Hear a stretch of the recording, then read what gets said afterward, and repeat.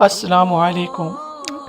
Video سے start سے پہلے ایک ریکویسٹ ہے کہ آپ کائنڈلی ویڈیو کو لائک اور کمنٹ ضرور کر دیا کریں تاکہ مزید لوگوں تک یہ ویڈیو پہنچے، اور درود شریف ایک مرتبہ درود شریف ضرور پڑھ لیجیے۔ جزاک اللہ خیر۔ حضرت حسان بن ثابت رضی اللہ تعالی عنہ کہتے ہیں کہ میں رہنے والا تو مدینے کا تھا، لیکن ایک بار میں مکے میں گیا تو میں نے دیکھا کہ کھجور کی رسی میں ایک کالے رنگ کے شخص کو لوگوں نے پرویا ہوا ہے اور مکے کی گلیوں میں گھسیٹ رہے۔ تو میں نے پوچھا کہ یہ شخص کون ہے؟ تو لوگوں نے کہا اس کا نام بلال ہے۔ تو میں نے کہا کس جرم کی سزا اسے دے رہے ہو؟ تو انہوں نے کہا کہ یہ ایک نئے دین میں داخل ہوا ہے اور ہم اس کو منحرف کرنا چاہتے ہیں۔ کہتے ہیں میں نے دیکھا کہ وہ جوں جوں گھسیٹتے اس کی زبان پر احد احد کی صدا تیز ہوتی چلی جا رہی تھی۔ زخم پہ زخم کھا کے جی، خون جگر کے گھونٹ پی، آہ نہ کر لبوں کو سی، یہ عشق ہے دل لگی نہیں۔ یہ چند لمحوں کے لیے دل بہلانے کی کہانی نہیں ہے کہ جس محبت میں سختی آئی تو راستہ بدل لیا۔ یہ ان راستوں کا ان لوگوں نے اہتمام کیا تھا اور ان راستوں کے مسافر بنے تھے کہ راستے میں پہاڑ بھی ہوں تو یہ چیر کے آگے گزر جائیں۔ بلال حبشی کو ان کا ظالم آقا مارتا ہے، کبھی ان کے ہاتھوں میں میخیں ٹھونکتا ہے، کبھی زبان پہ تپتے ہوئے کوئلے رکھتا ہے، کبھی رسی پاؤں میں ڈال کر کے اوباش لڑکوں کے ہاتھوں میں دیتا ہے کہ اس کو گھسیٹے، کبھی کچھ، لیکن بلال ہیں کہ آگے سے مسکرا رہے ہیں، آہد آہد کا نغمہ پکار رہے ہیں۔ کسی نے رک کے کہا بلال یہ عجیب تماشا ہے، وہ تمہیں مار رہے ہیں اور تم آگے سے آہد آہد پکار رہے ہو۔ تو حضرت بلال بولے تم جاؤ نا بازار میں مٹی کا پیالہ خریدنے کے لیے تو اس کو بھی ٹھونک ٹھونک کے دیکھتے ہو، اس کی آواز تو ٹھیک ہے، کہیں کچا تو نہیں ہے؟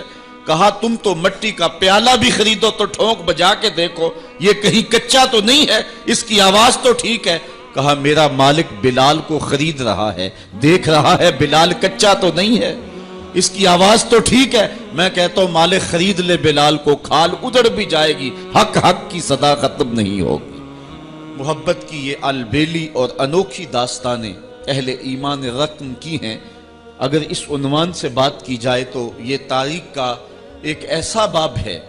حضرت سمیہ رضی اللہ تعالی عنہ اسلام کی پہلی شہیدہ، جن کو مکے کے چوک میں ابو جہل نے جو ہے وہ نیزہ مار کر کے شہید کیا۔ راہ خدا میں بہنے والا یہ خون تاریخ اسلام نے محفوظ کر لیا، ایک عورت کا خون تھا۔ اور پھر حضرت عمار ابن یاسر کے والد حضرت یاسر کو بھی شہید کیا گیا، دونوں ماں باپ شہید ہو گئے اور بیٹا پھر بھی ڈٹا ہوا ہے۔ کافروں نے حضرت عمار ابن یاسر کو پکڑ کے تپتی ہوئی آگ میں ڈال دیا اور انہوں نے رخ کیا حضور کے کاشانہ انور کی طرف، اور آنکھوں میں آنسو امڑ آئے تو کافر سمجھے شاید جلتی ہوئی آگ کے شعلوں سے اور بھڑکتے ہوئے کوئلوں سے ڈر گیا ہے۔ کہا عمار گھبرا گئے ہو، تمہیں ان تپتے ہوئے کوئلوں سے باہر نکال لیا جائے؟ تو حضرت عمار مسکرا کے کہنے لگے میں ان تپتے ہوئے کوئلوں سے نہیں ڈرا، میں تو راہیں تک رہا ہوں، جس محبوب کے لیے دکھ سہ رہا ہوں کبھی وہ جلوہ فراز بھی تو ہو جائے نا۔ اچھا ادھر غلام تڑپا، ادھر آقا تشریف لے آئے۔ حضرت عمار ابن یاسر کے سر پہ ہاتھ رکھ کے حضور نے کہا یا نارو کونی بردم و سلامن علی عمار ابن یاسر کما کنت علی ابراہیم، اے آگ جس طرح ابراہیم پہ ٹھنڈی ہوئی تھی آج میرے عمار ابن یاسر پہ بھی ٹھنڈی ہو جائے۔ تو محبتوں کی یہ داستانیں بڑی دل آویز ہیں۔ تو اللہ تعالیٰ جل شانہ نے جب اپنے محبوب علیہ السلام کے غلاموں کے ساتھ یہ ہونے والے ظلم اور اس جبر کی رقم ہوتی داستان کو دیکھا تو سورۃ الفجر تب نازل ہوئی تھی۔ ایک طرف اہل ایمان کو تسلی دی کہ اگر تمہیں دکھوں میں مبتلا کیا گیا ہے تو کوئی نہیں، تم سے قبل بھی جو لوگ اس راستے کے مسافر ہوئے ہیں ان کو بھی انہی راہوں سے گزرنا پڑا ہے، اور وہ بھی عظیمت کی یہ داستانیں رقم کرتے ہوئے آئے ہیں۔ انہوں نے بھی جو ہے وہ سولیوں پہ اور فصیلے دار پہ اپنے سروں کا چراغاں انہوں نے بھی کیا ہے، اور راہ حق میں ہر دکھ اور ہر تکلیف انہوں نے سہی ہے، حتیٰ کہ زنجیروں نے ان کی ہڈیوں تک جو ہے وہ نشان چھوڑے، لیکن پھر بھی وہ راہ حق سے منحرف نہیں ہوئے۔ ایک تو ان کو تسلی تھی، اور دوسری طرف قریش کو یہ بتلانا مقصود تھا کہ تم سے قبل بھی بڑے سرکش، بڑے نمرود، حامان، شداد اور بڑے ظالم اور جابر ہوئے ہیں، لیکن آج تم دیکھو کہ ان کا نشان بھی باقی نہیں رہا. اگر نشان باقی رہا ہے تو حق کا نشان ہی باقی رہا ہے. اس لیے سورۃ الفجر اس ماحول میں نازل ہوئی ہے جب کہ جو ہے وہ اسلام کے اوپر اور اہل ایمان کے اوپر سخت آزمائشیں تھیں اور سخت جو ہے ان کے اوپر تکلیف تھی. فجر کی قسم کھانے کا ایک مقصد تو یہ تھا کہ ان کفار کو یہ کہنا تھا کہ جس طرح فجر طلوع ہوتی ہے اور رات ختم ہو جاتی ہے، یہ زندگی بھی جو ہے جو تم گزار رہے ہو ختم ہوگی اور آخرت کی زندگی میں تم نے قدم رکھنا ہے اور صبح قیامت طلوع ہونے والی ہے. اور دوسری طرف اہل ایمان کو تسلی دینا مقصود تھا کہ راتیں جتنی بھی لمبی کیوں نہ ہوں، پو تو پھٹتی ہے اور اجالے تو نکلتے ہیں. ایک وقت آئے گا کہ اسلام کا پھریرا دنیا کے اوپر لہراتا ہوا نظر آئے گا. آج کی قربانیاں کل کے لیے سکھوں کا سامان بن جائیں گی. ساغر صدیقی نے کیا کہا تھا کہ آج تو ہیں یہ جسم آلودائے گرد سفر، آج تو ہیں یہ جسم آلودائے گرد سفر، کل انہی جسموں پہ منزل پھول بھی برسائے گی. آج مکے میں ستم ہیں، کل مکے والے ہاتھ باندھ کے کھڑے ہوں گے. تو وہ لمحے بھی آنے والے ہیں. تو فرمایا قسم ہے صبح کی، والفجر، قسم ہے صبح کی، ولیال عشر، اور 10 راتوں کی. 10 راتوں سے مراد کیا ہے؟ یہ ذوالحج کی 10 راتیں ہیں جو سال کی جو ہے وہ تمام راتوں سے یہ عشرہ جو ہے وہ افضل ترین عشرہ ہے. دوسرا قول ہے کہ یہ رمضان کے آخری عشرے کی راتیں ہیں. تیسرا قول یہ ہے کہ یہ محرم کی پہلی 10 راتیں. یہ 3 اقوال مفسرین نے بیان کی ہیں. والشفع والوتر، اور قسم ہے جفت کی اور قسم ہے طاق کی. مفسرین نے اس پر تقریباً 36 اقوال پیش کیے ہیں، لیکن سب سے بہترین قول یہ ہے کہ جفت سے مراد مخلوق ہے اور طاق سے مراد رب تعالیٰ کی ذات ہے. خالق کی قسم اور مخلوق کی قسم. واللیل اذا یسر، اور رات کی قسم جب وہ پیٹ پھیر کے چل دے. یہ قسمیں 5 فرمائیں اور اس کے بعد فرمایا حل فی ذالک قسم الذی ہجر. کیوں اس میں عقل مند کے لیے قسم ہوئی؟ یعنی یہ 5 چیزیں عقل مند کے لیے بطور قسم کافی ہیں، اور جو عاقل نہیں ہے اس کے لیے سارے زمانے کی بھی قسم اٹھا لی جائے تو اس کے لیے وہ بھی ناکافی ہے. تو قسم جو ہے وہ عقل مند کے لیے پھول کی پتی سے کٹ سکتا ہے ہیرے کا جگر، مرد ناداں پہ کلام نرم و نازک بے اثر. ہمارے استاد کہا کرتے تھے کہ اس کو عام لوگ پڑھتے ہیں کہ پھول کی پتی سے کٹ سکتا ہے ہیرے کا جگر، تو کہتے ہیں نہیں کاٹا جا سکتا ہیرے کا جگر پھول کی پتی سے. یہ استفہام انکاری ہے.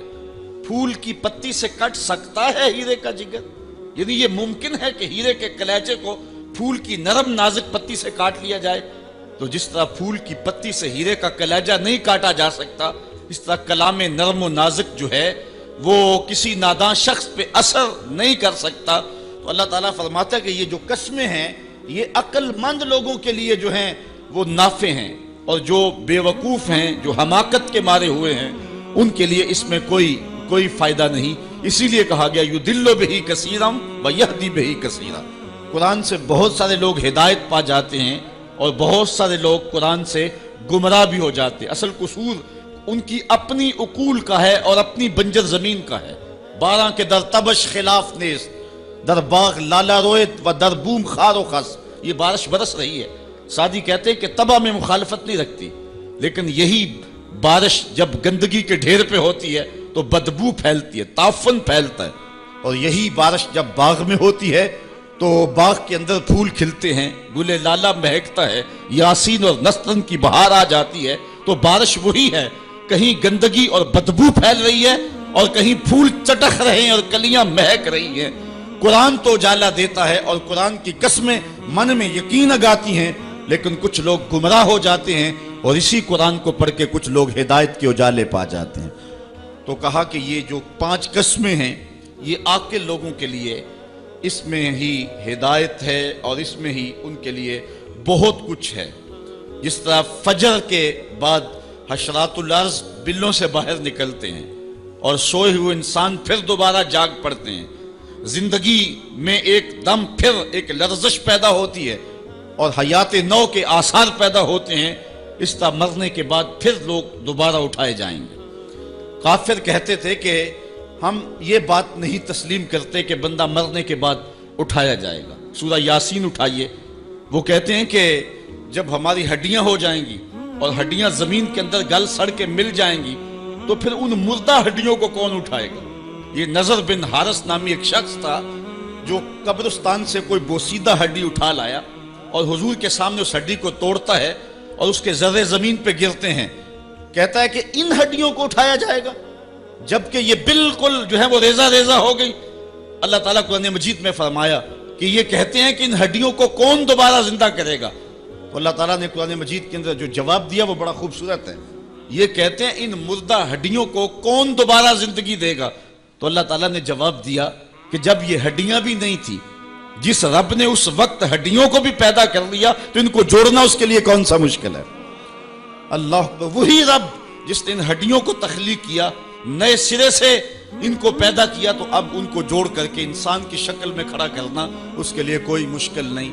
روزانہ ہم موت کی آغوش میں چلے جاتے نیند کی صورت میں، لیکن پھر اٹھ کے زندگی کے اندر وہی توانائی، وہی حرارت اور وہی تیزی اور وہی جو ہے وہ نشاط پن، یہ حشر پہ دلیل ہے۔ تو کہا یہ قسمیں ہیں عاقل کے لیے۔ مزید اسلامی واقعات اور بیانات کے لیے ہمارے چینل کو سبسکرائب کرنا مت بھولیے اور لیٹسٹ اپڈیٹ کے لیے بیل آئیکن پر کلک کرنا مت بھولیے۔ جزاک اللہ خیر۔ السلام علیکم۔